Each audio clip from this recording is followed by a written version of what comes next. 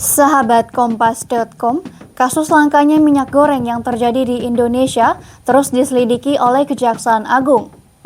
Sebelumnya, Kejaksaan Agung telah menemukan 2 perusahaan yang tidak memenuhi syarat namun tetap mendapatkan izin untuk melakukan ekspor minyak goreng.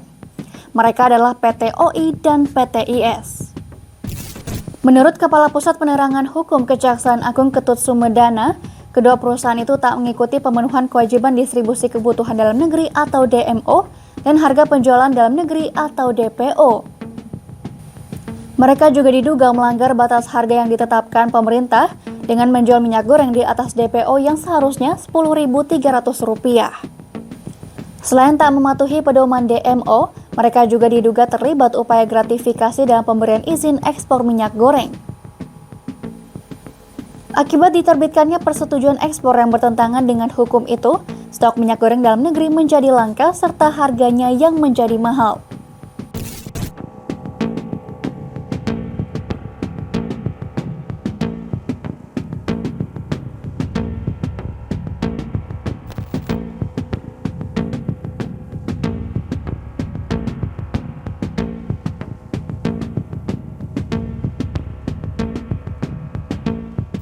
Kejaksaan Agung terus mengusut adanya dugaan gratifikasi dalam pemberian izin ekspor minyak goreng dengan memeriksa 19 saksi.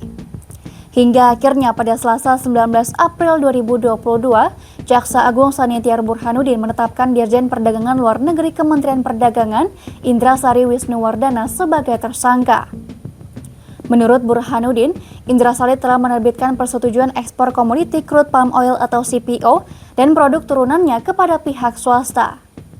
Padahal, perusahaan itu belum memenuhi syarat untuk diberikan izin persetujuan ekspor tersebut.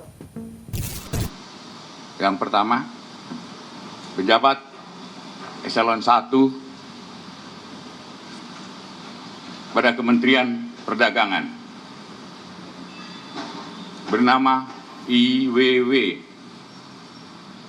Direktur Jenderal Perdagangan Luar Negeri, Kementerian Perdagangan. Dengan perbuatan tersangka telah menerbitkan secara melawan hukum persetujuan ekspor terkait komoditi crude palm oil atau CPO dan produk turunannya kepada Permata Hijau Group, Wilmar Nabati Indonesia, PT Multimas Nabati Asahan, dan PT Musimas.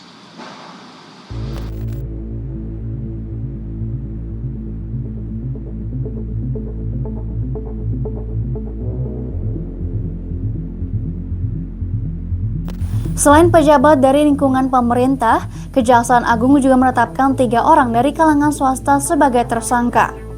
Mereka adalah Komisaris PT Wilmar Nabati Indonesia Parulian Tumanggor dan General Manager Bagian General Affairs PT Musimas Togar Sitanggang.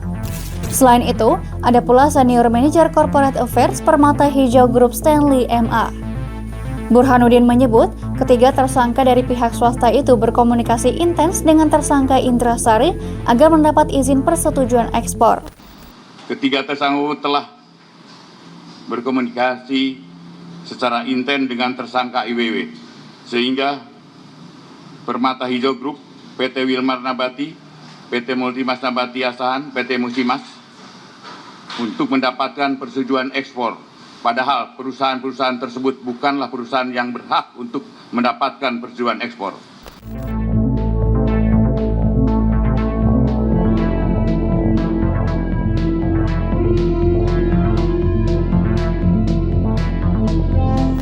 Meski telah menetapkan 4 orang sebagai tersangka, Burhanuddin menyebut Kejaksaan Agung masih melakukan penelusuran lanjutan. Menurut Burhanuddin, Kejaksaan Agung akan menindak siapapun yang terbukti terlibat dalam tindakan pelanggaran hukum ini tak terkecuali Menteri Perdagangan M. Lutfi.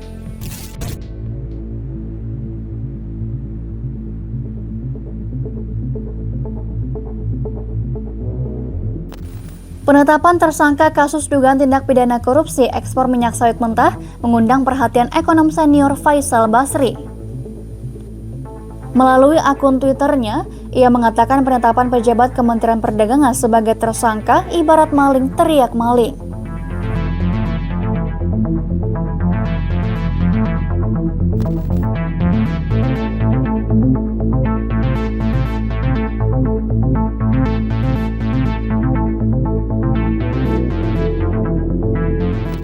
Menteri Perdagangan Muhammad Lutfi pun angkat bicara terkait penetapan tersangka salah satu pejabat di lingkungan Kementerian Perdagangan.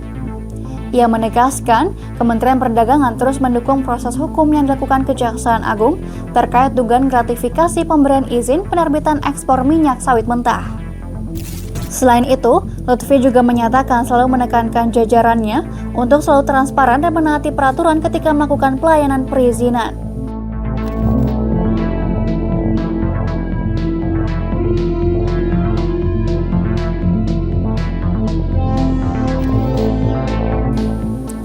Demikian news update, simak informasi terupdate lainnya hanya di kompas.com.